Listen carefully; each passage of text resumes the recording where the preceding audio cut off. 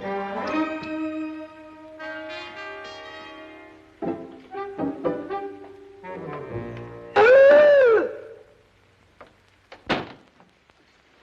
Jane Morgan, and I telephoned for an appointment.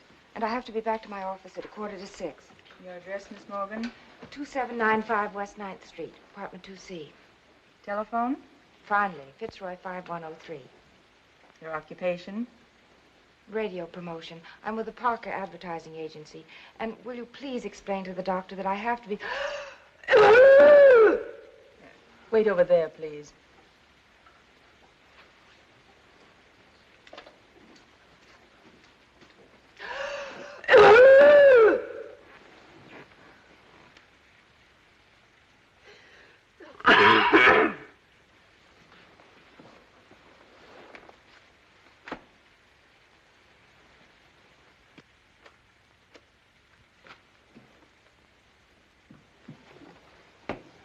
I told you I had to be back at my office at 5:45. Doctor is working as fast as possible. You know you can get well waiting. If you'd let me know how long it was going to be, I could have gone to another doctor. Yes, doctor? Yes, doctor. Doctor will see you now, Miss Morgan.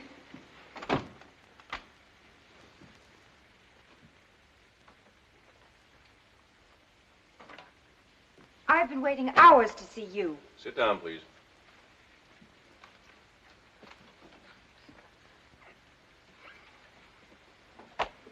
Now, what seems to be the trouble? Well, my throat is sore, and I feel just awful, and I think I have the flu. There's quite a bit of it around, but let's see. In there, please.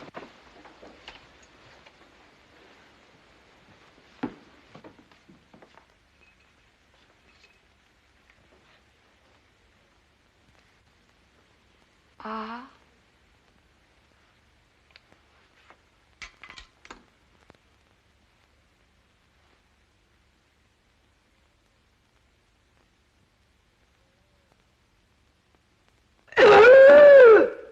You caught me off guard. Have you thought of selling that cough to a bull moose? I'm sorry, it just pops out. If you feel like coughing again, please use this. Now, if you will remove your coat. And your blouse. I can't. I beg your pardon. I didn't wear. I haven't any. I mean, you're so young.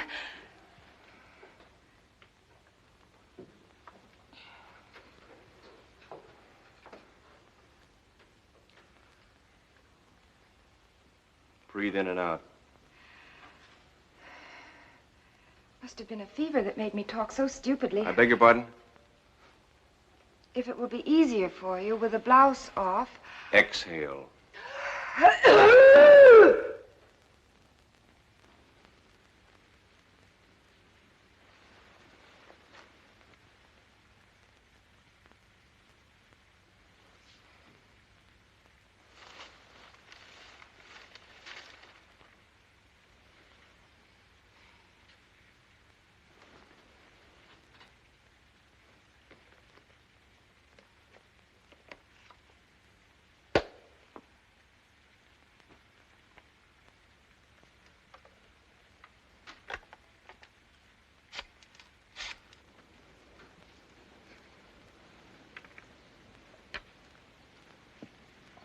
Mother.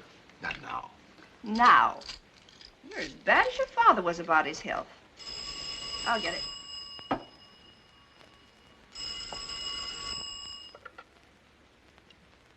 Dr. Wright's residence. Oh. This is Miss Evans of the Daily Mirror. Is this Mrs. Wright? Yes, this is Mrs. Wright. Oh. Well, you see, we're conducting a poll among doctors' wives along the lines of, quote, do doctors make good husbands, unquote? Well, I happen to be a doctor's widow. And if this is in reference to my son, his wife can't be quoted because he hasn't any wife, quote or unquote. Oh, I beg your pardon. Really, I do. Thank you so much. And, cheerio.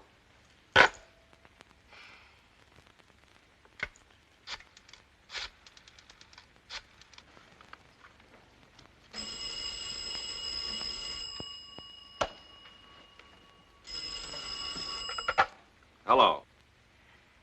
Hello. Dr. Wright? This is Jane Morgan.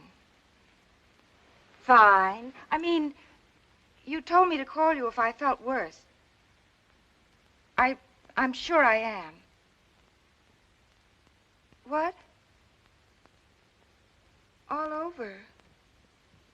It's hard to describe. You will? Yes. 2795 West 9th Street, apartment 2C. Good.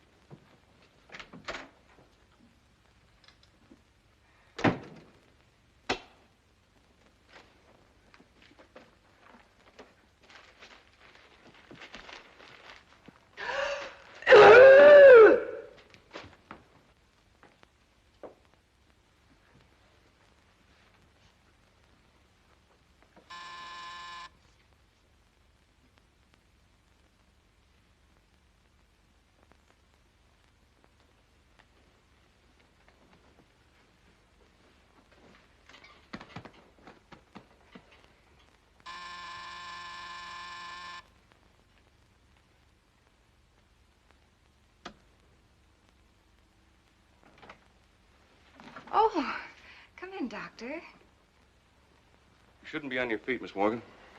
What should I have done? Crawl to the door?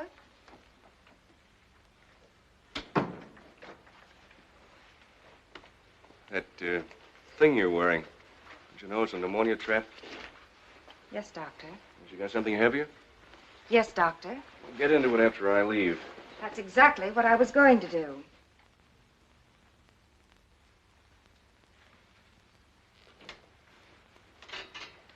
Isn't there more light in here?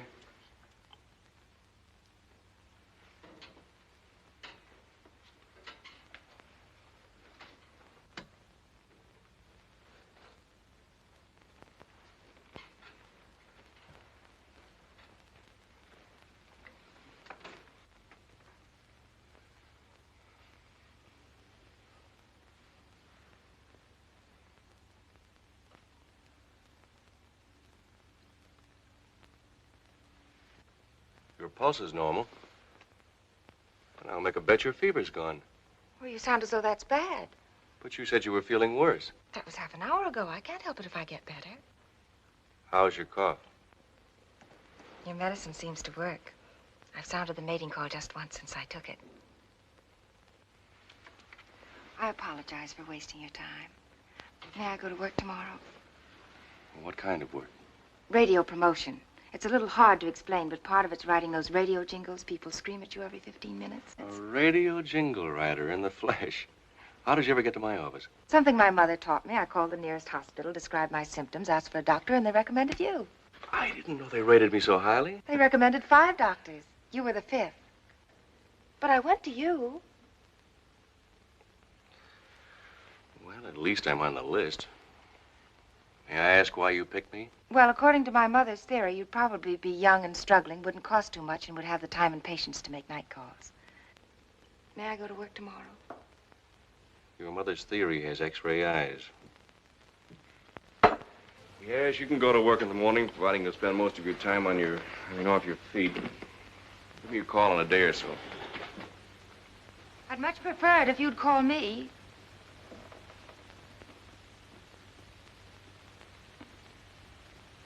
Dinner Friday? I'll call. Thank you, Doctor.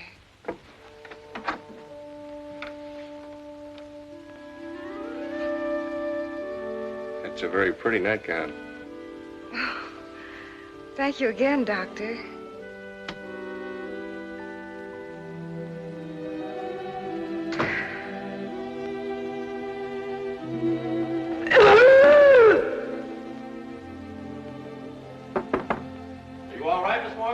Oh, yes, Doctor.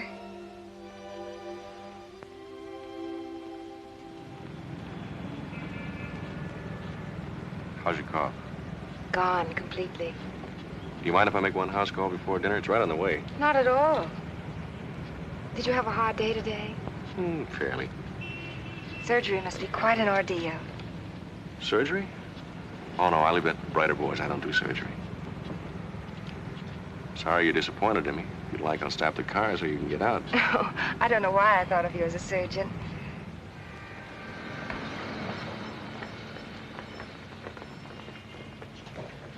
This is the house call I mentioned. It'll only take about 5 minutes. The radio works.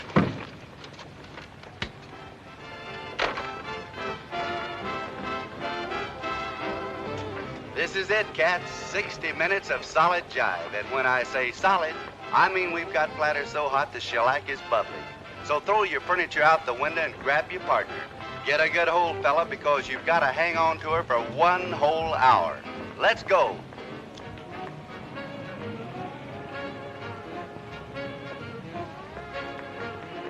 Well, kids, you've had it, and I hope you like it. So plant me now and dig me tomorrow at the same old time for another solid hour of gone stuff. Now, don't forget to send in for your Peter Pepper Goof and Feather membership button. Address your card or letter to Head Goof, Peter Pepper.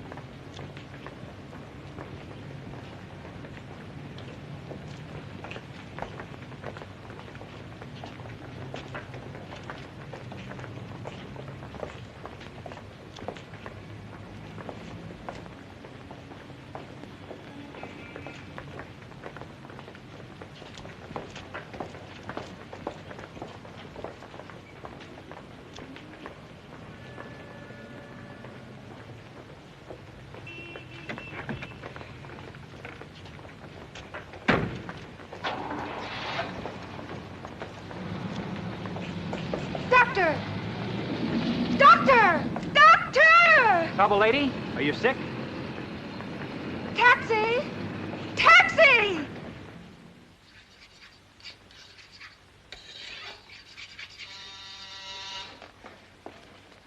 Who is it? Dr. Wright. Bill. So what? I'm sorry I was late. Late. If you're going to apologize for anything, try to explain that absent-minded doctors always forget they left a lady in the car and always drive off without her. Did I do that? Leaving me to chase the car like a mongrel dog, barking my head off. I thought you'd gone. I thought you got tired of waiting and gone home. If you thought that, why didn't you come straight here? That was over 2 hours ago. Well, I got an emergency call while I was in the apartment. Well, this is awful. Where were you when I got back to the car? Walking, trying to get some circulation in my body after one long frozen hour in that icebox you call a car. What a mess. You smell something burning?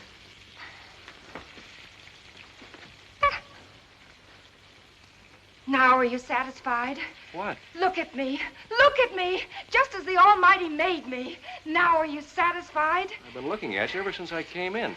What is burning? Oh, who cares?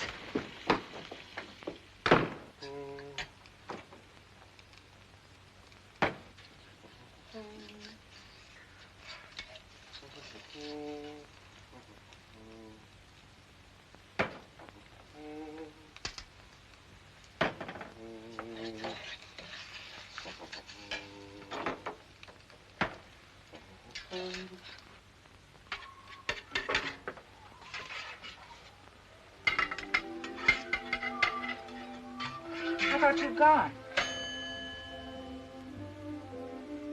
Is that why you got all pretty? I had to stay and clean up your eggs a la charcoal. This is a new batch. Will you dine with me? I believe you asked me that once before.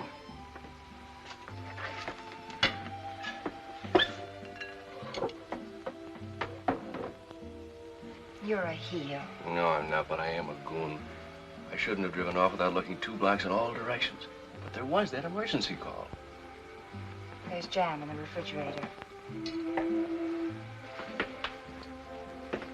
I do all right? Time with the eggs?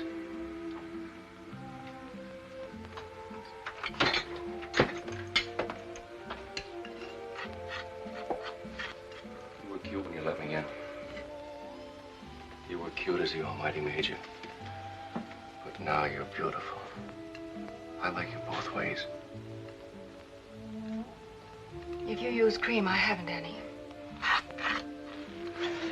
That's all right. I suppose you won't believe this, but I was planning on doing it up brown tonight. We get reservations at the Oak Room. We did. Mm-hmm. It's the only place in town where a head waiter recognizes me. It's because I tipped him $5 once at an alumni dinner. The only trouble is that he recognizes me as a Mr. Drudnick. Who's Mr. Drudnick? I don't know. Probably the fellow behind me that night. It's a very hard name to forget. Will you forgive me? Will you let Mr. Drudnick take you to dinner real soon? I don't know. I might.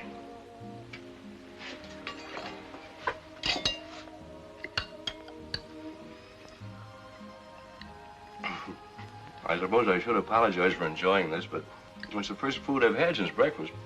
Is your mother a good cook? Oh, wonderful. How did you know about her? Well, people do have mothers, don't they? Where are your folks? I lost them both in an accident about 5 years ago. You've been on your own ever since. Well, I was grown when it happened. I already had a job. I guess an apartment like this can get to be a pretty lonely place, huh? Yes, it can.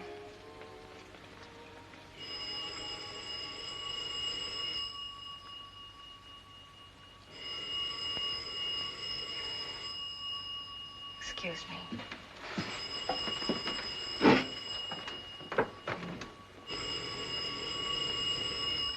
Hello? Yes, he is. Just a moment. It's for you. Thank you.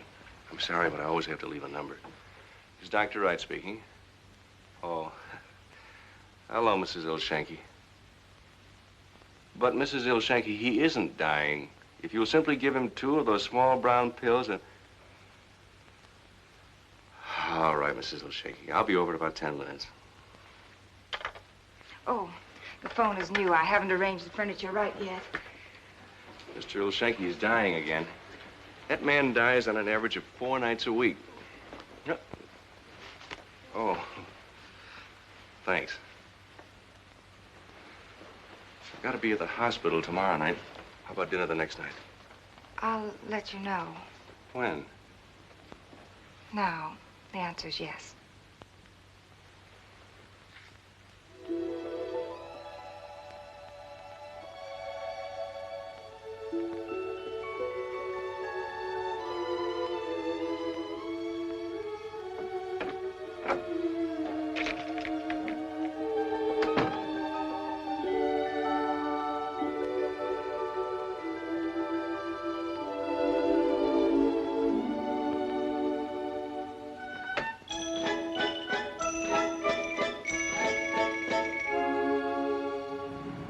Don't laugh when he calls me Mr. Drudnick. I promise.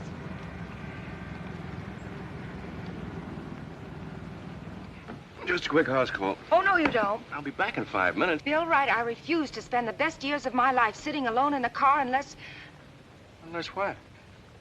Unless you assure me right here and now that your intentions are serious.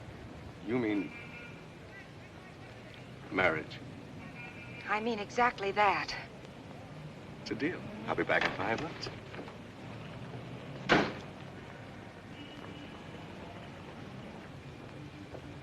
I was going to ask you tonight anyway. You were? Uh-huh. Would you do me a favor? What? Ask me when you get back. Sure. I guess it would make us both feel more normal.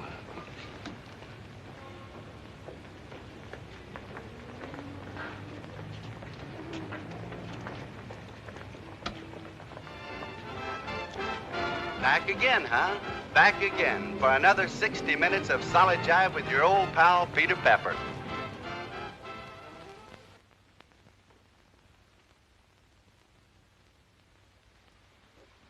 This is silly, but I feel just like I did on my first day in school.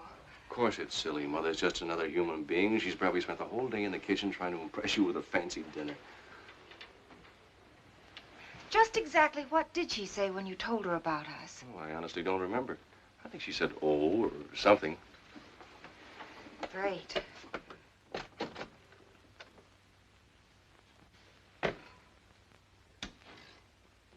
Mother? Mother!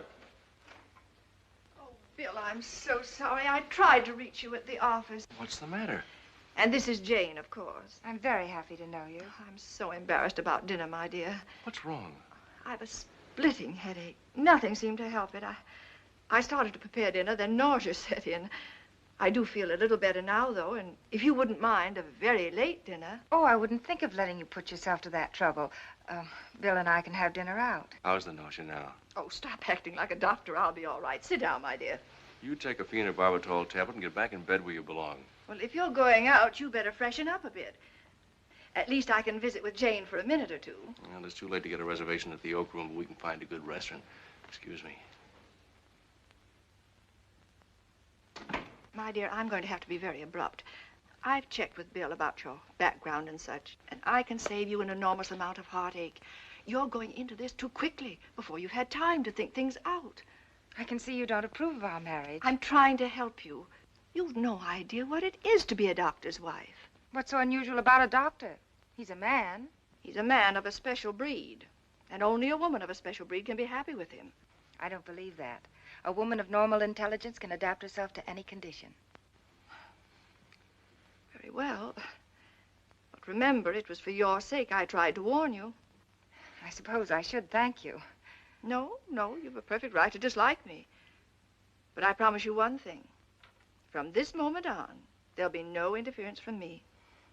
For that, I can thank you. By the way, has Bill mentioned Helen? Helen? I can see he hasn't. Well, everything in its own good time.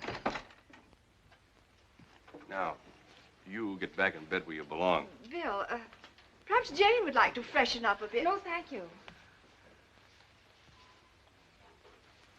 Jane, Yes? woman to woman. All right. Secrets already? Secrets. Well, that was quick. Good night, Mother. Good night.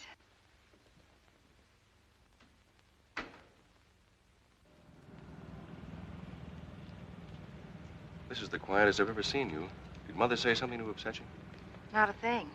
Besides, I'm a lady of my word about secrets. Except, who is Helen?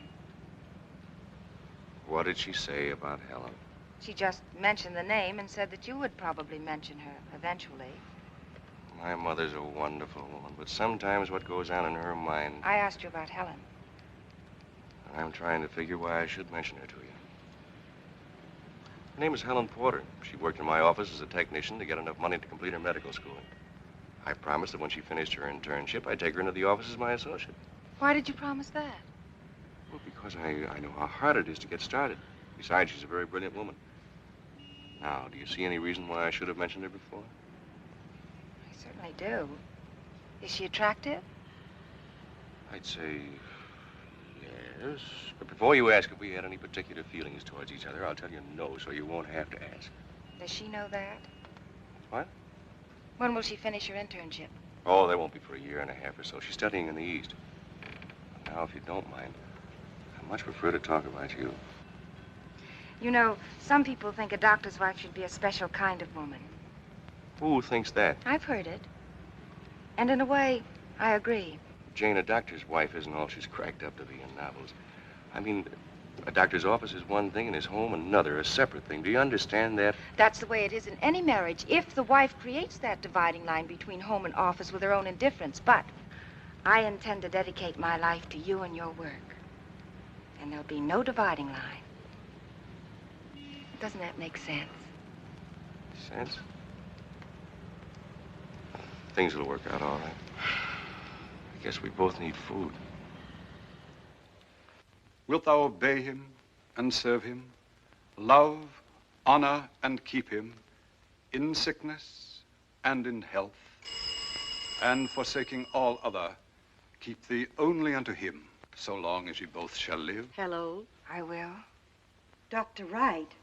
William Wright, wilt thou have this woman to thy wedded wife, to live together after God's ordinance? I'm very sorry, but he's still busy getting married. Wilt thou love her, comfort her, Really? honor, and keep her Yes, ma'am. in sickness I'll tell and him. in health, Your husband is dying. and forsaking.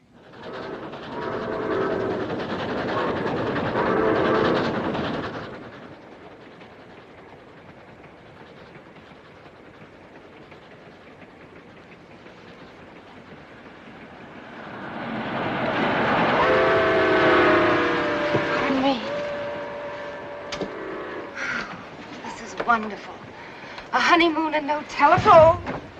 Oh, I'm sorry.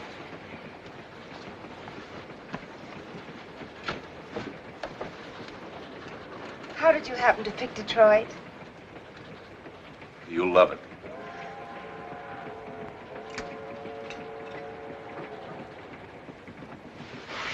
Bill, Yes? being a doctor must be quite a strain. That it is. You aren't addicted to anything, are you? Addicted? Of course not. Well, what were those things you just swallowed? Oh, it was soda tablets. I have hyperacidity. Being near you makes me cook. Is that bad, hyperacidity? No, it's a trick stomach. Forget it. All right. But why did you pick Detroit for our honeymoon? I told you you'd love it, and you will. I don't doubt it. But I'm the only woman I've ever heard of who's going to Detroit on her honeymoon.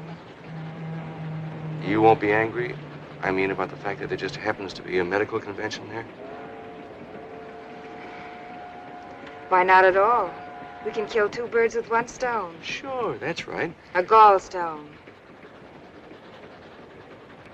Oh, I'm sorry, darling. Well, so rarely I get a chance to attend a convention, and they do mean a lot to a doctor. Like what? Well, a convention brings you up to date on new medical procedure. And you have a chance to hear the outstanding men in your field. And? And you finally return to your practice with the feeling that, although you haven't had a chance to study as much as you would have liked to, you're not as far behind as you thought you were. That's strange talk for a honeymoon, isn't it? Forgive me, dear. For a moment, I forgot I'm a doctor's wife. And now that you're a husband, you have a right to know that my girdle is killing me. If you'll excuse me for a minute. Be right. If you like, I'll knock before I come out.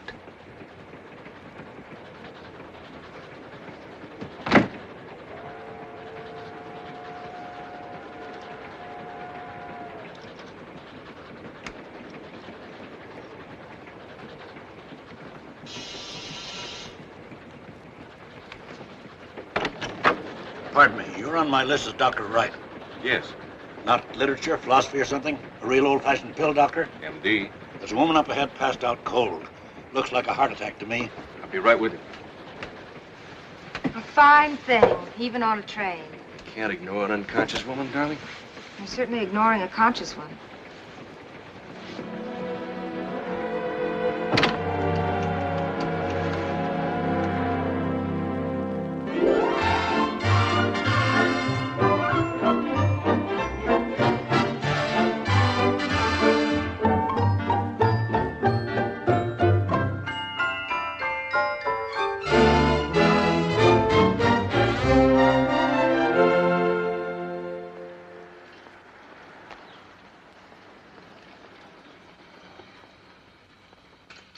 Now I know the honeymoon is over. Go ahead, and you'll be back in 5 minutes. And if you're not back in an hour, I mustn't worry.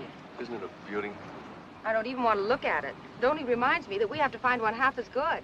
Get out. This is it.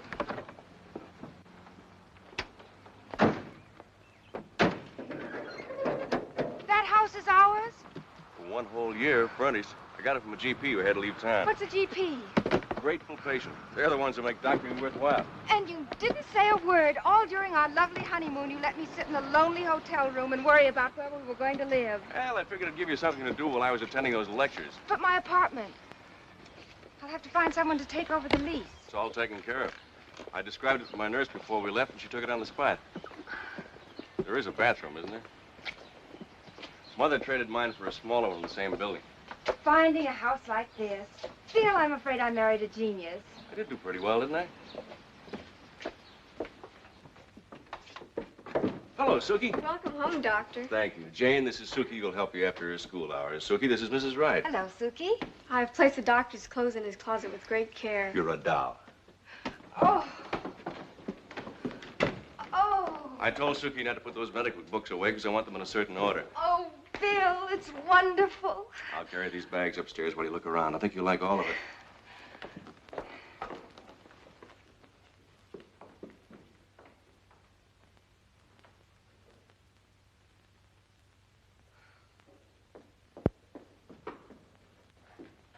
I heard voices, so I thought I'd better start pouring. Jane, happy to know you. I'm Pete Roberts, obstetrician. You'll probably be using me one of these days. Oh, Bill asked Maggie and me to bring you things over from your apartment. She's upstairs now hanging up your stuff. Those rags? I took all my good things with me on the trip. Oh, it's a pleasure to know you, Dr. Roberts. Bill has mentioned you and Maggie? Maggie often. You're a sweet little liar. Tell Bill where I am, will you? Hello, Jane. I'm Maggie. Hello. I guess I'm putting these things away in exactly the wrong order. Maggie's Pete's wife. Did you meet him? Yes, in the kitchen just now. Good. I'll go downstairs and say hello and get the rest of the luggage. You know, I've got one of these robes. I keep throwing it away, and it keeps jumping right back in my closet again. They're wonderful on a cold morning in a dirty kitchen. There's a flannel nightgown in that pile you'll love. I only wear it when I'm absolutely sure I'm not going to be found in bed. Dead. Oh, you lucky dog, you. I know, he's wonderful. Oh, no, I'm not talking about Bill.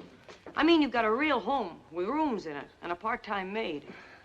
Pete and I are living on the top floor of a kennel next to the ventilating flue of a Chinese restaurant. Pete doesn't mind. Of course, he's only there when he's asleep. Uh-huh. This is it? That's it. Yes, well, what happened over here? I woke up one morning with one knee sticking through the neck. That part-time maid you mentioned looks to me like an adolescent statue, but we are very lucky about the house. And Bill has lots of room to entertain his friends, and I love that fireplace in the living room where we can relax at night and discuss Bill's work. Well, you're kidding, aren't you? Kidding?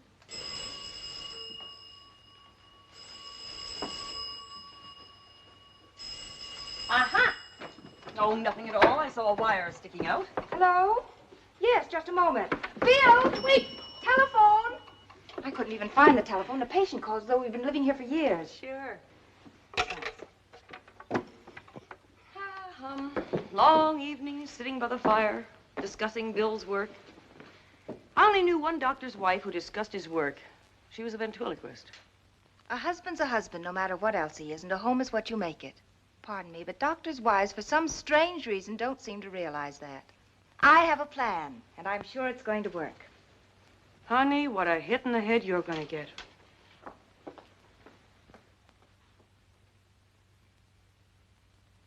Peptic ulcer is the sharply demarcated loss of tissue which begins in the gastric or duodenal mucosa and extends through the submucosa. Peptic ulcer is the sharply demarcated loss of tissue which begins in the duodenal mucosa and extends through the submucosa.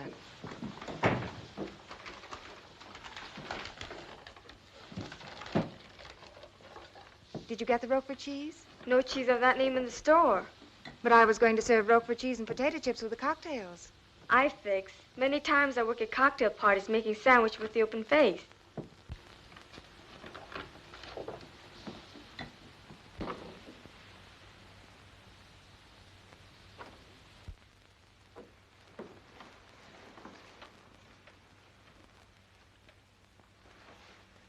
For reasons which are not understood, males are afflicted 3 or 4 times more than females.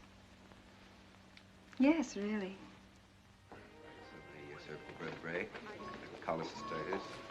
I'll take those, Suki. You may have a point there, Todd, but I could say, in fact, I will say that angina is also simulated. Would anyone care for one of Suki's open faces for the cocktails?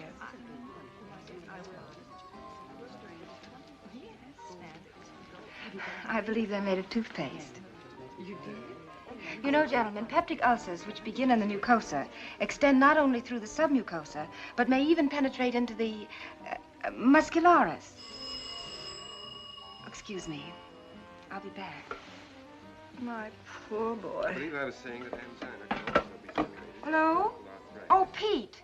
Pete, when are you... Intercostal neuralgia. No, Bill isn't here yet. I can't Yes, I'll have him call you. But dinner's just about ready, and I was wondering when you...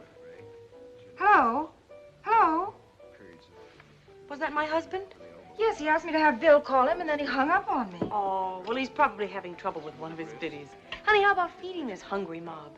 Without Bill? Why, I arranged this dinner for him. Well, then shall we join the ladies? For a little small talk. Oh, yes, I read a very interesting report on an endocarditis case the other day. Speaking of ulcers, if a peptic ulcer is a sharply demarcated loss of tissue which begins in the mucosa... Naturally. Frank and Hamilton report the successful repair of a hernia of the diaphragm in which there was penetrating ulcer. Well, in a case like that, the ulcer was obviously caused by embolism of the gastric mucosa. Jane, I wish you'd show that green sweater you've knitted to Mildred. Later. Gentlemen, I think it's tremendously interesting that ulcers result from embolism of the gastric mucosa. You said that before. Oh, did I? Is there something on your mind, child? Why are you quoting a discarded theory from an obviously dated medical book? Dated? From what you've memorized, I'd guess it was printed about 1905. 1905. Well, excuse me, please. Harold, Todd was telling me what I think is a unique way of using penicillin for endocarditis. I guess the men seemed kind of rude to you, honey. But they're talking medicine, and you just shouldn't have been over there. One of the first things the doctor promises when he takes his oath is don't ever tell your wife, or anybody's wife, anything. Including what time he'll be home to dinner. But I'm interested in medicine. And how are you going to find out anything if you don't listen?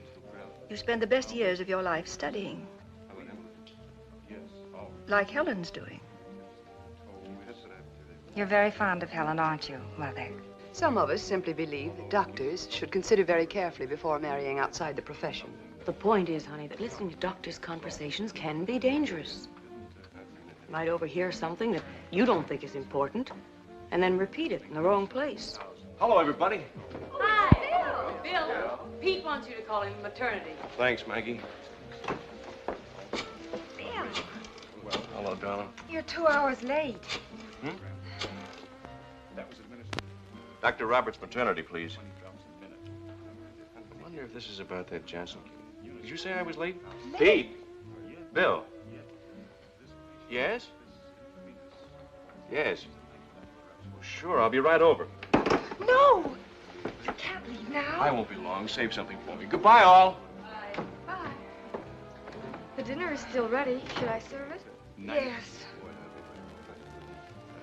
Although in using... Believe it or not, dinner is served. Dr. Morgan speaking. Dr. Jones speaking. Dr. Tracy speaking.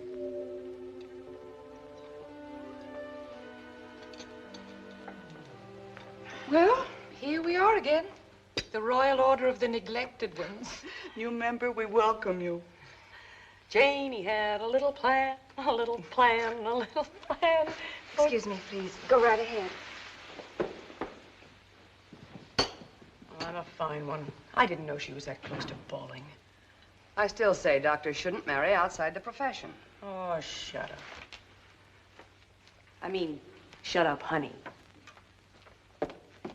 Well, if a little thing like this upsets her, I'd hate to think of the future.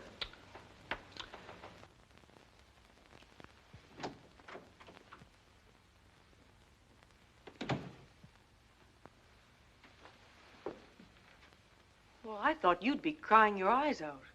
You don't cry when you get knocked cold. Why aren't you downstairs talking about the badly cooked dinner and the half-baked hostess? I came up to apologize. I'm sorry I made that crack about your plan. It's all right. I must have looked pretty silly to you all. A little. Things I don't know about being a doctor's wife. Do you think Mildred Tracy is right? Do you think I am the wrong wife for Bill? Mildred didn't say that. She practically said it, and Bill's mother did say it. Oh, that old... Well, now you know why Bill's father died young. Would you tell me something? Did you all expect Bill to marry Helen? Why are you changing the subject? I'm not changing it. It's just part of what I'm up against. Tell me about Helen. I guess most of us did expect Bill to marry Helen. And the news about you may have been a shock to a couple of individuals. But so what? Bill said he wasn't in love with her. I can believe that. But a lot of people take a lot of things for granted. Helen and Bill's mother may be among them. So it seems I came along and upset a few apple carts. Well, they're going to stay upset. Sure they are. Now, if you'll just realize that you're not going to have the kind of married life you dreamed about, instead of the long, quiet evenings by the fireplace, you're going to get a slammed door, an empty chair at dinner, and a voice on the telephone. That's not very romantic, is it? Well, there's one thing you can do about it. All I can gather is I'll be living with a stranger full of secrets. What can you do about that? You can start having babies. Well, you're married to a doctor. They'll cost practically nothing. What do you think I am, a neurotic cow? You asked me what to do, and I told you. Well, if that's such good advice, why haven't you had a few yourself? Because I didn't know what was wrong with me until I watched you tonight. Family would be nice. I hope Bill's in favor. All men are in favor originally. Let's go and finish our coffee. I hate to face those women. I know exactly how you feel.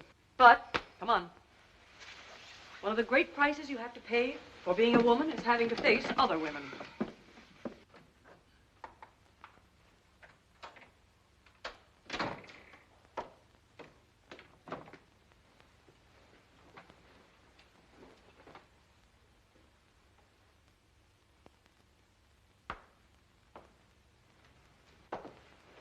Hello, dear. Sorry I had to walk out on your dinner.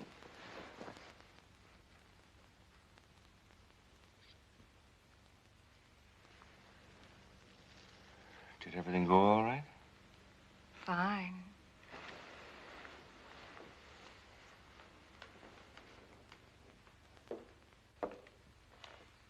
I saved you a plate.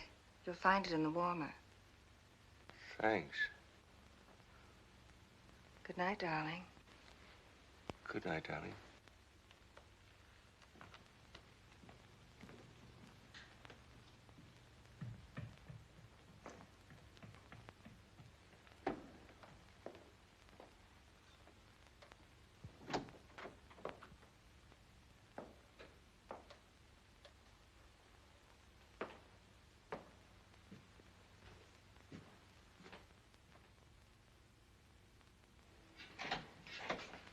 Bill, you specifically asked for Sunday breakfast in bed. Oh, the fishing season opens next week. I figured I'd better check my tackle.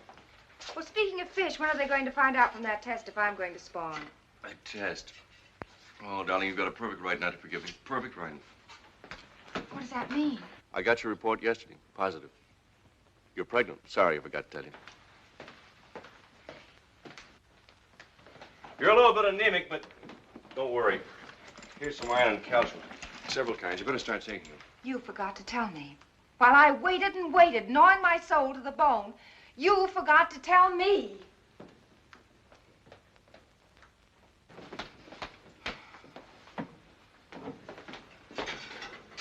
I'm sorry I forgot to tell you right away, honey. But forgetting didn't change your condition. That's not one bit funny. I sure hope it's a girl. I don't care what it is, so long as it's normal. I'll arrange an appointment for you at Pete's office tomorrow morning for a preliminary. Preliminary? Havoc and blood test. They're routine for all women. Just simply want to be sure that nothing happens to you and the baby. Oh, Bill, I can't go to Pete. Why not? I know him too well. Too well for what? Well, I'd be embarrassed, and he would, too. Don't be silly. Examining you would be about as embarrassing to Pete as Checking an engine is to a garage mechanic. Well, thank you for setting me straight. And while I'm there, shall I have Pete check my oil, too? Pete, that little nature talk you gave me is a wonderful tonic. I feel like a Wright brother about to produce his first little aeroplane. How can you be so enthusiastic about your work when all of us biddies are such drab characters? I'm not interested in the characters. I'm interested in the process. Well, chum, being a doctor's wife, you can understand that as a normal case, you need me about as much as a rabbit needs a midwife. In approximately 6.5 months, you can lie down in the nearest field. You're about as romantic as Bill. What do my tests show? Well, let's see. RH positive, RBC 4,000,001, hemoglobin 10.3 grams, leukocytes 6,400. I'm sorry, I forgot this is all double talk to you. But what it adds up to is that except for being slightly anemic, you're okay. Isn't that something I should take? I mean, some special prescription? Well, here's some iron and calcium. Oh, yes, here's some newfangled vitamin combination. I don't know anything about it, but try it and let me know how it works. Probably no good, but take a lot of it. Well, isn't there something more I should know? Shouldn't I take walks and have a special diet or something? Here's your diet and a list of instructions. Unless you plan to resemble a blimp, you should take walks. Lots of housework and less resting. You mind if I take those walks inside while I do the housework? Just see to it that you get plenty of exercise, especially pushing yourself away from the table. Is Bill playing golf on Wednesday? I don't know. All I know is I feel about as important as a flower pot. See you soon. Mrs. Raymond? Oh, Doctor, this is awful. Even the smell of food makes me sick. I didn't know it was going to be like this. No, Mrs. Raymond. You're undergoing a perfectly normal process.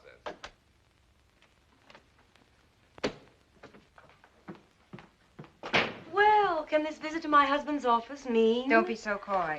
You know perfectly well it was your idea. It certainly was my idea. Now I'm having one, too. Maggie! How wonderful. Thanks.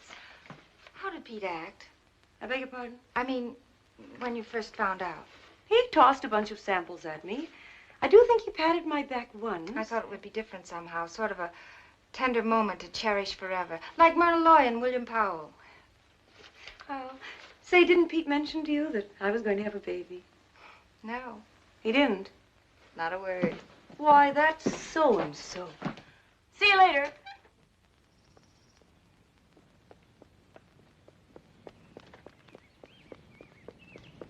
What on earth do you think you're doing? Ma'am, that's about the most unnecessary question I ever heard.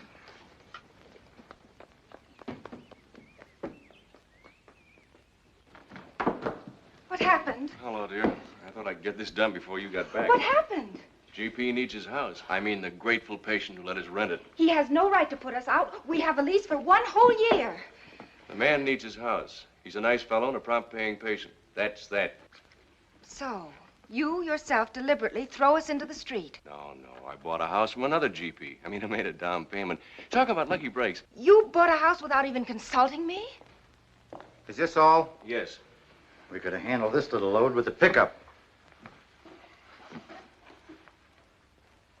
I kept this from you, darling, because I didn't want you to become upset in your condition. I packed your things for you. In barrels, I suppose. Yes. You and your keeping things from me. Instead of this sudden shock, I'd rather know right along that things are getting worse and worse. What's worse? The fact that we now have a house we can call our own? In 10 years? What I'm saying is you have no right to buy a house without my having seen it. But I've seen it, and I had to act fast. All right, what's it like? I don't have to describe it, Pete. He even gave me the photographs. Of course, Jane, you have to realize that houses are almost impossible to get these days. Stop preparing me for the worst. I'm trying to tell you what a bargain we got. There you are. Where could you duplicate that for $12,000? You couldn't buy the 4 walls for $12,000, let alone all that furniture. It's in a good neighborhood, too. School's only 3 blocks away. Doesn't look bad. Well, now that you've bought it, why sit around looking at pictures? Take me to it. Sure, it's only 10 minutes from here. On the way, I'll drive you past the school. Forget about the school. We have 6 years to look at that.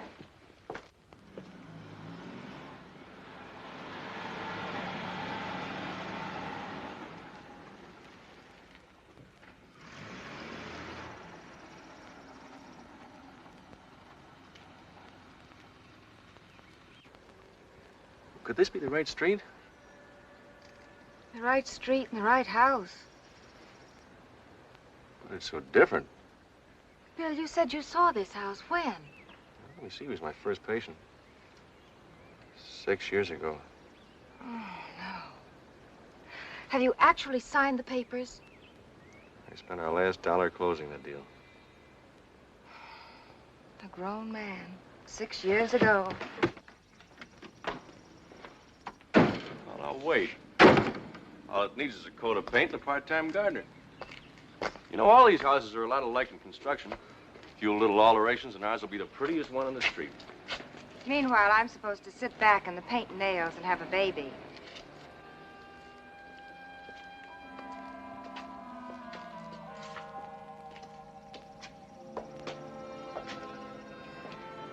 I'm sorry, Jane. I had no idea the man could have let the place run down like this. All I can say is that I trusted him, and I'm sorry. Don't feel that way, Bill. After all, it is ours. And it's a roof over our heads.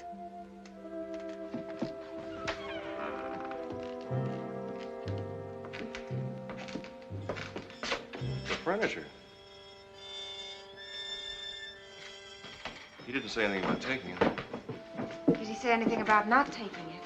No, but you can see it for yourself in the photographs.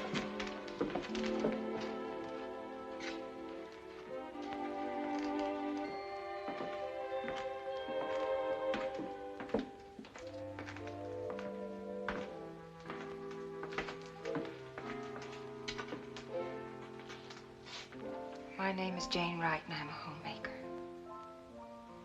Well, at least we can eat. It'll be easier to make alterations with no furniture. Let's look at the rest of the house. I think furniture is a nuisance, too. There's a chair in the way, you always find yourself sitting down.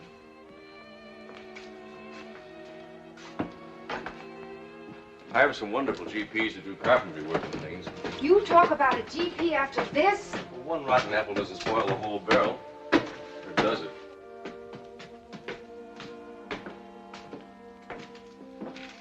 Bill, if you spent our last dollar on this house, how on earth are we going to buy any furniture? You need money for a down payment at least. These things work out. Jane? Look, at least he didn't take everything. Here we are with a place to sleep, a refrigerator, and a stove to cook on. Actually, what more do we need? Moving, men. Where should we put your stuff? Just leave it anywhere. Dump it on the front lawn. Leave it in the hallway, please. I know how horrible this place looks to you, honey. But as you said yourself, it's a roof over our heads. We'll fix things up somehow. The furniture we can buy from week to week without rushing into it.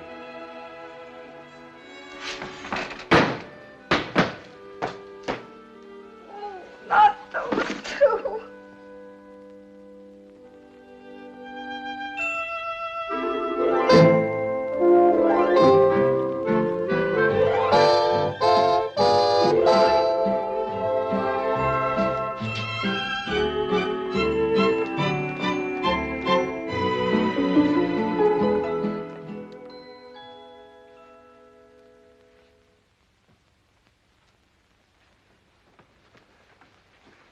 Is she all right? Good. What's the position? Left occipital anterior. Will it be a normal delivery? Perfectly normal. You won't have to do an episiotomy? I don't think so. If you did, what kind would you do? Probably a median. Is it absolutely necessary? I just told you it probably won't be necessary at all.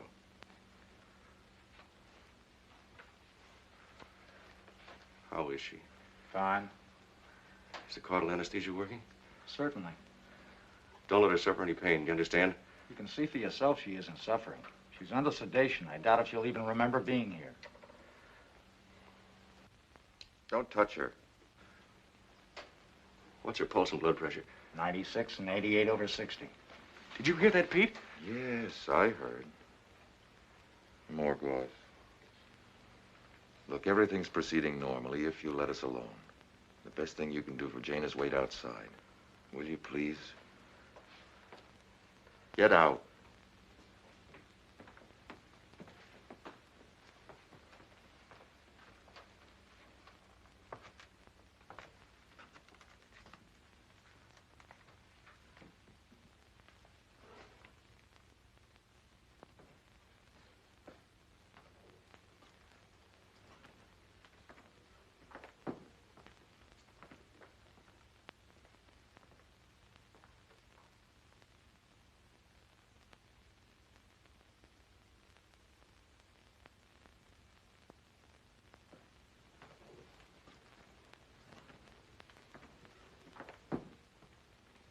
Bill.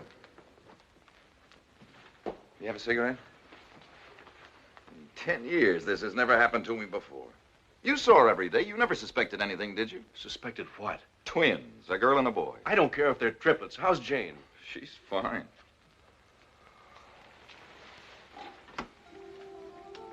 Twins?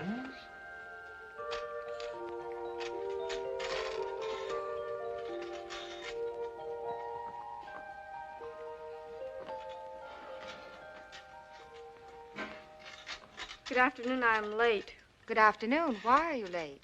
After school, I walk all the way here.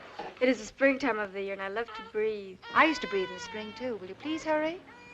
I thought on the doctor's birthday the dinner would be late. No, the doctor has promised for the first time in his life to be on time. Will you change into your uniform so that we can have the sandwich of the open face? Jane? In the kitchen. You kept your promise. This is wonderful. Maggie has taken an oath to drag Pete here by 6 o'clock, and we can have cocktails and some of Suki's sandwiches. Happy birthday, darling. Thanks, dear. Jane, the darndest thing has happened. Is it bad news? Not exactly. Read it.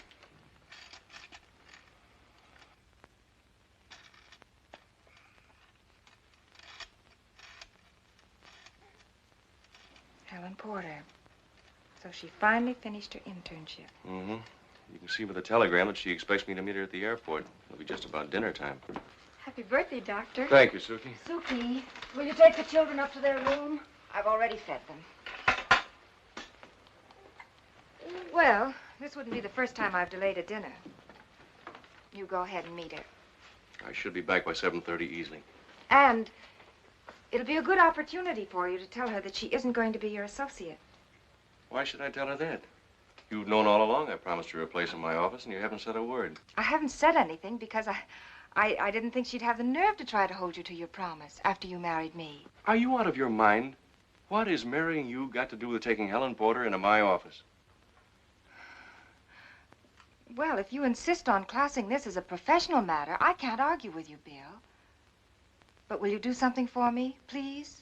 Will you ask her here tonight for dinner so that I can meet her? Of course. I don't know what you've heard about her, but I know you're intelligent enough to want to judge people for yourself. I'm sure there'll be no more argument about her after you've met her. I've got to make one house call on the way to the airport, so I better get going. I'll see you later.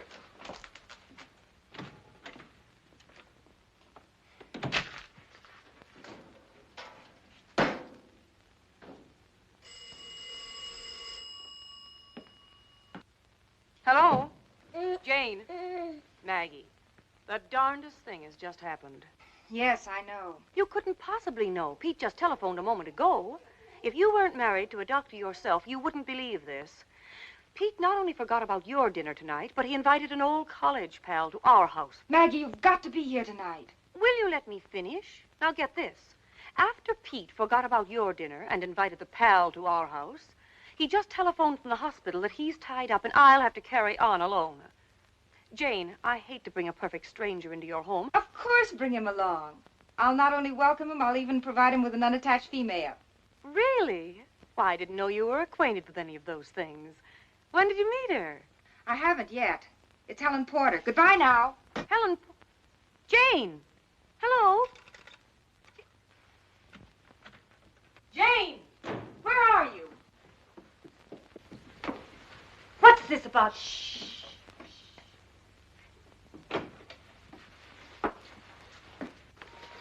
As I was about to say when you so rudely interrupted, what's this about Helen Porter? Bill is meeting her at the airport tonight and bringing her here for dinner. It's as simple as that. Well, that's either simple or simple-minded. Well, that's a fine dinner party for you, a bunch of strangers. I like it that way. How's your stranger? Oh, honey, we're in luck. Pete just mentioned him as Bruce. But you know who he is? Dr. Bruce Gordon, the famous psychiatrist. Really? Huh? I've never heard of him. But then what have I heard of lately? Oh, I wouldn't want to be alone with him for long. He's so mild-looking, and yet there's a kind of something about him. We're just not used to being around men.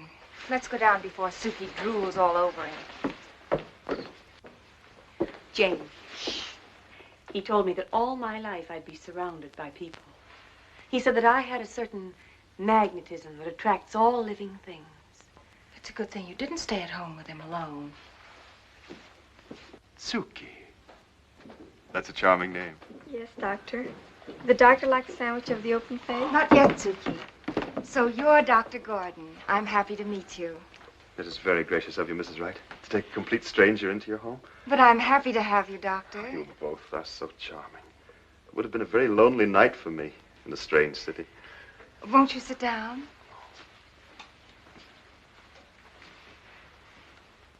Won't you sit down? Oh, forgive me.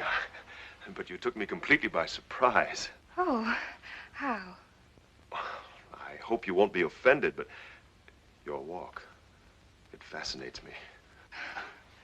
For a moment, I thought I was back on the island of Bali.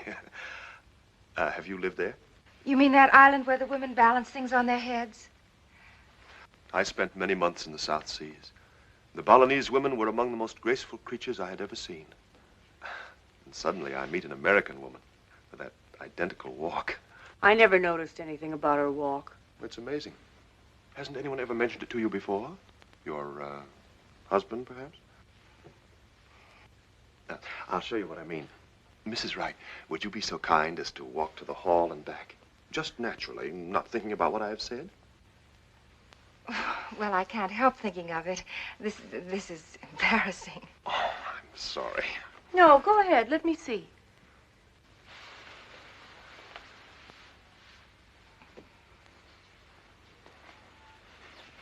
You see what I mean? The hips. Have you ever seen such exotic grace in an American before? She never walked that way before. I certainly did. I don't know how I'm walking, but it's no different than I've ever walked. I've seen photographs of the Balinese women. Are they really as attractive in real life? Simply look into your own mirror. Tonight. Shall we have martinis? A wonderful idea. Let me mix them. I never knew Balinese women drank martinis. This is amazing. Simply amazing. You're telling me. We're having roast beef tonight, Doctor. I hope you like it.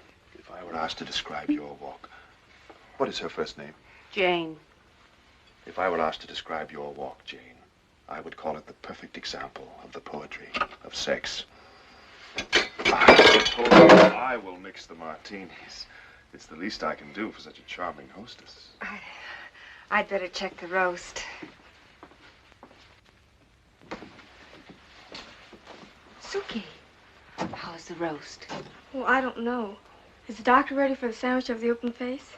Don't rush things. There's plenty of time.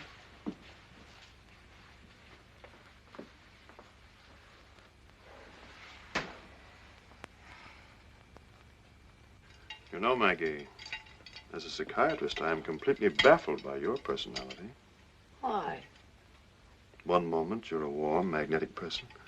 Then suddenly you're as cold and mysterious as an Oriental queen.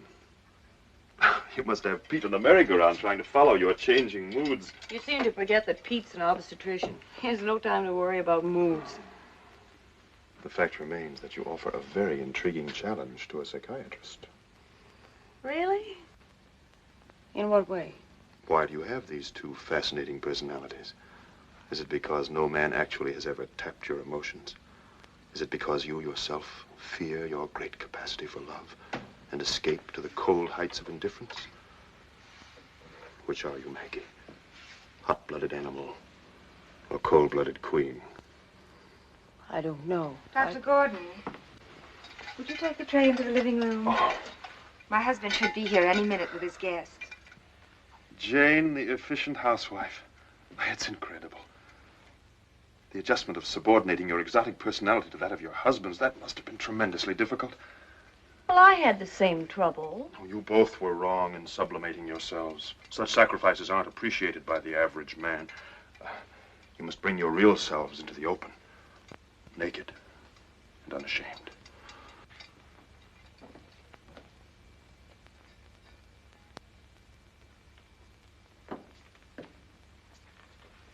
Suki, the hors d'oeuvres.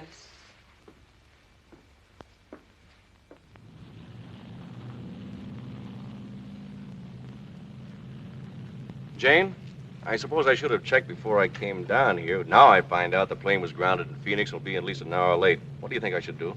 Do? Well, I suppose it'd be silly to rush home and rush right back. I can delay dinner some more if you're sure about the time. I can't be sure because they're not sure. Look, you go ahead with dinner, and I'll get something to eat around here while I'm waiting. I'm sure that Helen wasn't expecting to have dinner with us anyway, and I'll bring her up to the house just so you can meet her. Well, all right. But get here as soon as you can. And remember to order something special for dinner in honor of your birthday. Bye, dear.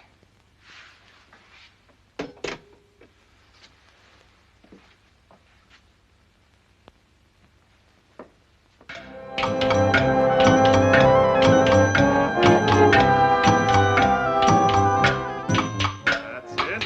Don't think it. Just feel it.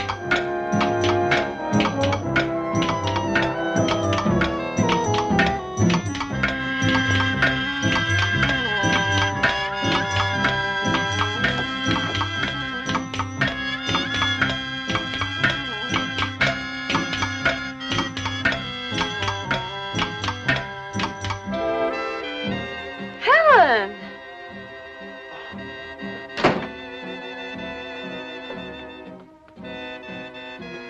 It's wonderful seeing you. Thank you, dear. We finally made it, but I must say you seem to be doing all right without us. Jane, this is Helen Porter. Helen, my wife. I'm happy to know you.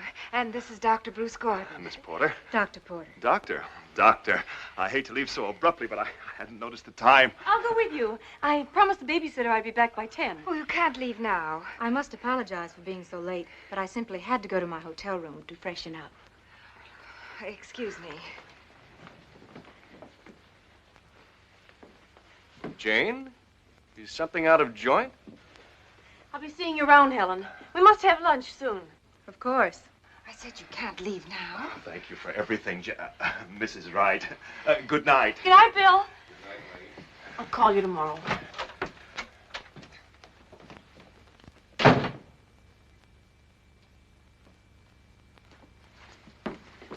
May I take your things? No, thanks. I'm staying just a moment.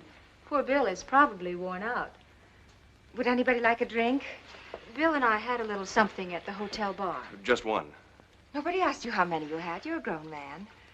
Bill said Pete would be here with Maggie. No, Pete couldn't come, so Maggie brought Dr. Gordon. That big fake. Is he the one that's responsible for your dancing exhibition and that walk? He's one of the most brilliant and understanding men I've ever met. Are you saying psychiatry's a fake? Gordon has nothing to do with reputable psychiatry. He's made a fortune catering to scatterbrained women who simply needed nothing but a well-placed hairbrush. Now that I've met your charming wife, I'd like to go back to the hotel. As your new associate, I don't want to be late my first day. I'm sure Bill wouldn't mind taking you, and now that we're all one happy little family, no one will mind if I go to bed. Good night, you lucky people.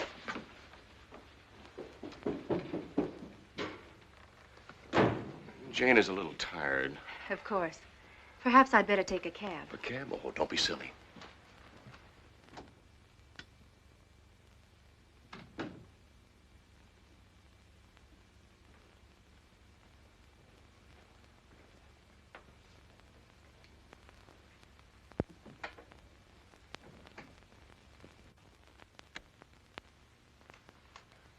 I thought you were asleep. Naturally. You've been gone over an hour. I didn't know it was that late. Naturally, being with Helen. Well, she was telling me some of her experiences as an intern. Naturally. Will you stop saying naturally? You've been acting silly all evening. Silly? How would you know? You haven't been here all evening. Bill Wright, I've done as you've asked. I've met Helen Porter and judged her for myself, and all I can say to you is I don't want you to have that designing female in your office. Designing female? How can you make a crazy statement like that when you barely met the woman? You heard me. I'm asking you to keep that woman out of your office. Jane, I don't think you realize you're trying to dictate my professional life. I told you I made a promise to take Helen Porter in as my associate. And so you're going to take her in? Yes. No matter what I may decide to do. What do you mean? What in the world has happened to you? Nothing's happened to me. There are just some things I can't put up with, that's all. I'm an incurable romantic who's married to a man who's married to his work. And now you're going to join hands with another woman. What chance do I have against someone who's going to share your work, is able to talk with you about it, and actually will become a part of your life? I've had nothing but neglect as it is, but having Helen Porter move in is more than I can stand. Neglect? I tried to tell you before we were married that being a doctor's wife is no cinch. If you wanted your marriage to be one long honeymoon, why in the devil did you marry a doctor? Why didn't you marry some rich idiot who could afford to chase you around the house all day? So that's my trouble. I'm the type that should be married to an idiot. Your friends told me you shouldn't have married outside of your profession, but you're the first one to tell me what I should have married. Hello. Oh, yes, Mrs. Ilshanky. Jane, wait. No, he is not dying. That's a perfectly normal reaction. Jane?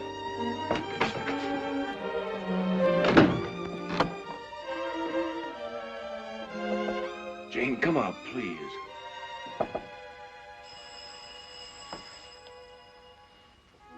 All right, Mrs. Ilshanky.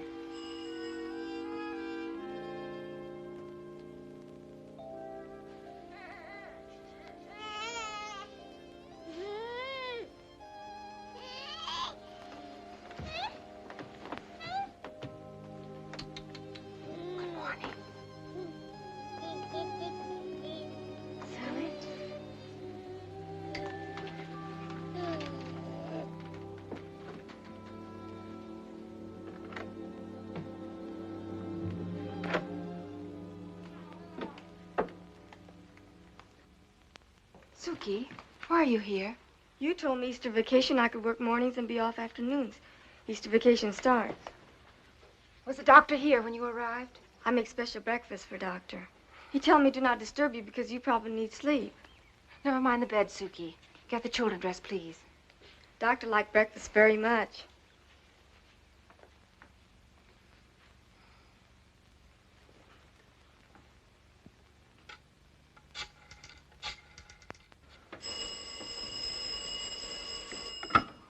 Dr. Wright's office. Oh, Mrs. Wright. Did you want to speak to Doctor? No, I was just wondering if he got to the office all right. I overslept. And has Dr. Porter started? Oh, yes, she's working like a beaver.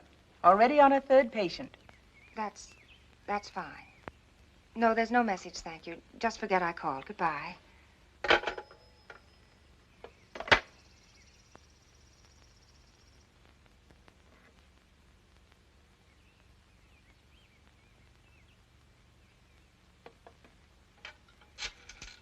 That prescription should relieve the pain quickly, Mrs. Hadley. If you have any further discomfort, please call me. Thank you, Doctor. Dr. Wright's office. Yes, Mrs. Wright. I wasn't going to bother my husband, but on second thought, I decided he'd want to know. Will you please tell him that I feel very weak? I've taken my temperature, and it's 101. Thank you. Bye. Suki!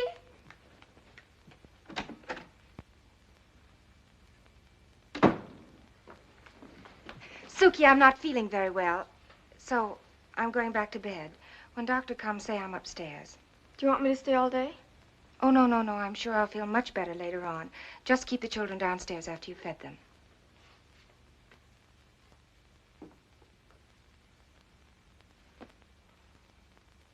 Yes, Doctor. Mrs. Wright said to tell you she's upstairs.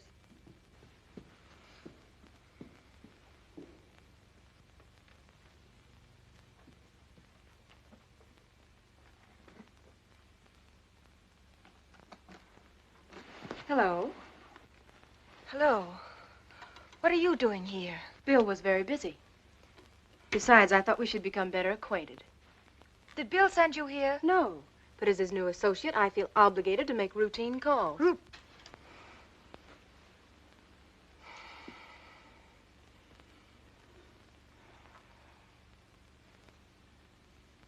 Your fever was 101. Sometimes a fever can be induced temporarily by worry and nervous agitation. What outdated medical book have you been reading? Obviously, you are agitated. And perhaps with good cause. What do you mean by that? Your temperature is normal. It wasn't when I called the office. What do you mean I have good cause to worry? I didn't say that. I suggested it only as a possibility. You would know better than I if there's anything to worry about. Not better, but as well. Although I must admit it's hard to believe that some facts actually are facts until you face them. You see, I was raised in good, clean surroundings. Is that where you learned to move in while someone else was away? Well, all's well that ends well. And I'm glad your fever's gone. Dr. Porter, you seem very talented. Have you ever thought of opening your own office? Oh, no, Mrs. Wright. There's so much for me to do right where I am. You better stay in bed, just in case that agitation starts up again.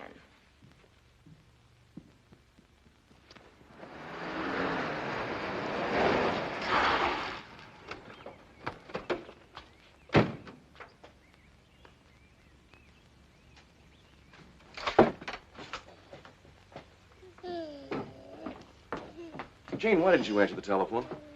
What is all this? Is it any surprise to you after last night? Besides, I've talked with your new associate again. And since you've made your decision, I've made mine.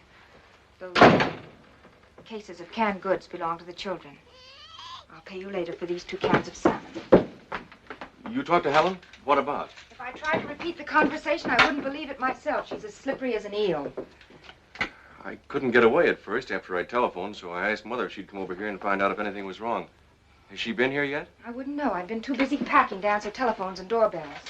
You're really leaving? But after one little argument. This is not because of an argument. I'm neither mentally nor emotionally capable of being a doctor's wife and sharing my husband with another woman. And you have given me no choice in the matter. Will you let me explain how utterly ridiculous this is? No, thank you. Will you please call a cab? Where are you going? I don't know. But the children and I will be completely out of your life. And I won't ask for any alimony. Who said anything about alimony? I did. I had a good job before, and I can get one again. Will you please call a cab? I won't call a cab until you know where you're going. You can't take my children and head for nowhere.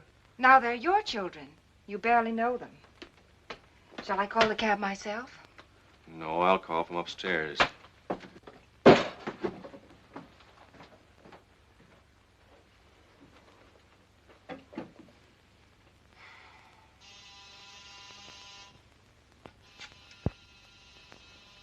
Seaside Realty Company? Is Mr. George Small? Oh, hello, George. How's the stomach? Fine. Say, George, I've got a little favor I'd like to ask of you.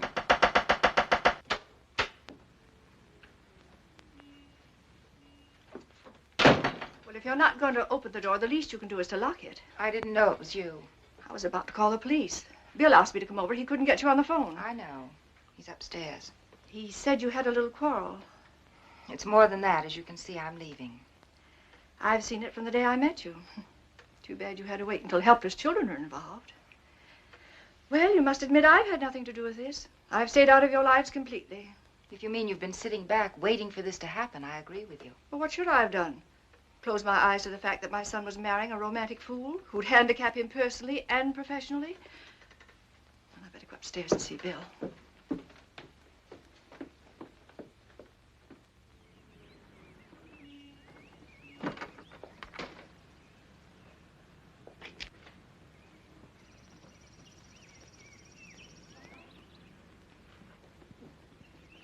This is fantastic. Why can't we part like adult people? All I asked you to do was to call a cab. A cab couldn't handle all this, and besides, you wouldn't know where to go.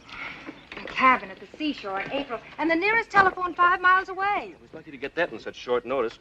GP said you could live there free till the summer season starts. You and your grateful patience.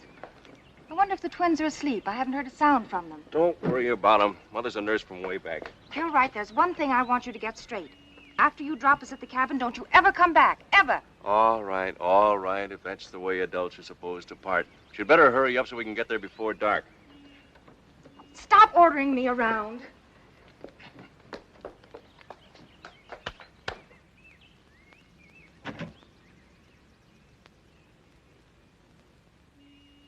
Bill! The twins! They've been eating ant paste and there's a skull in the bottle. They're in the kitchen. Be calm. There's nothing to worry about. It's poison! Why are you reading that? Where's your mother? Do something. What's the matter? What is it? They ate ant paste. Oh, no. I doubt if they tasted it. They probably burned their mouths and they spit it out. I went upstairs for just a minute. Their playpen was outside. I had no place to leave them. You know they only need a minute. Here, mix 2 teaspoons full of this in warm water and give it to them when they throw up. I'll give the hospital a standby call. I know. Oh, it was all my fault. Don't cry. Daddy knows what to do. Don't cry.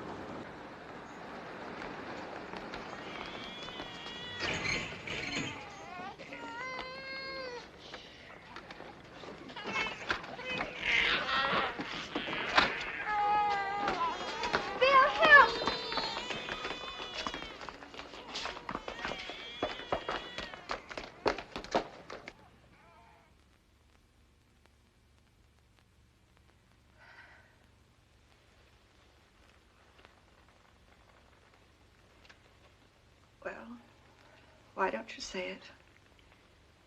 Why don't you say it and have it over with? Say what? That it was all my fault. If I hadn't offered to stay and watch the children, this never would have happened. Do you know why I offered to stay and watch them? To make sure you'd really leave Bill.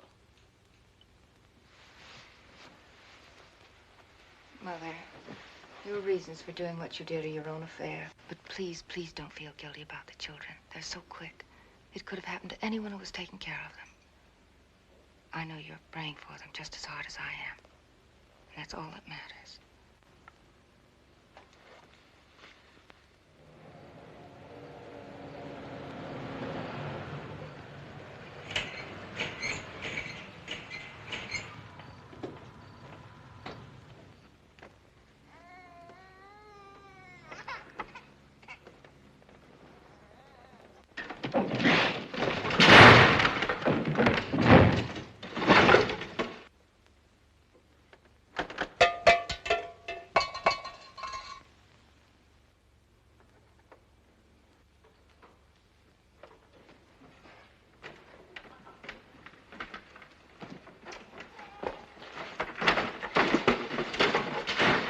You'll need some of this tonight anyway.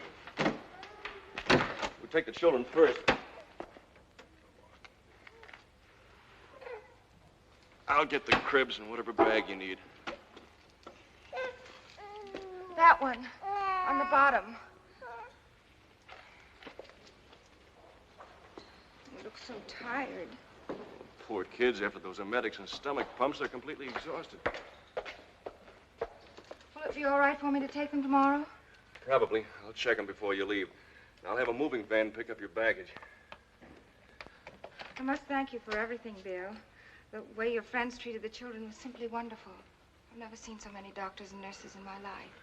They're fine people. All of them. Yes.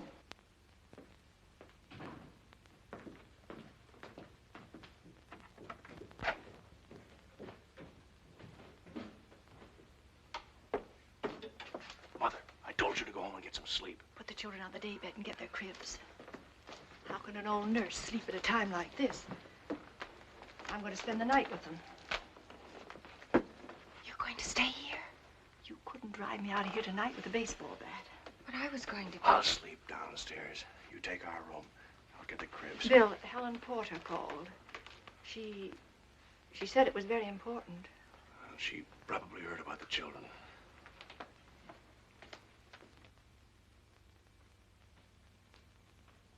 In case you've forgotten, you were going downstairs to get the cribs. Oh. I talked to Helen. She's leaving to work at a big clinic in Chicago. She asked me if I'd mind. Go get those cribs.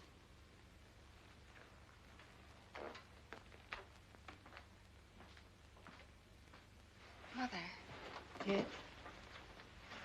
is Bill telling the truth? Well, of course he is. How do you know? Well, I'm going to find out somehow. I'd like to find out from you. if you were my age, you'd realize it's often good policy to leave well enough alone. I'm not your age. What made Helen Porter decide to leave town? I did. You? How?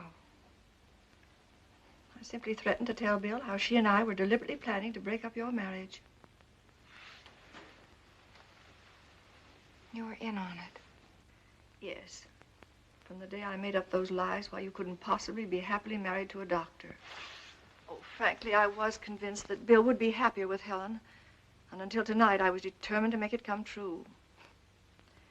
Now you know what kind of a mother-in-law you have.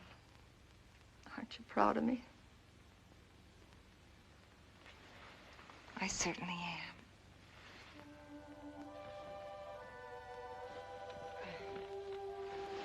I'm sorry that call came through, darling, but I can't ignore a hospital patient. That's all right. Tomorrow we'll go up to that GP's cabin with the kids for a whole week. No, thanks. I prefer to be neglected right here.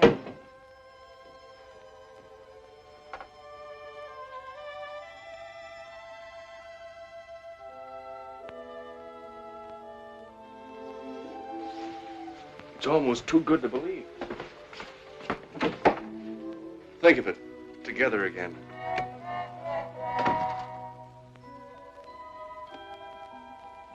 Together again.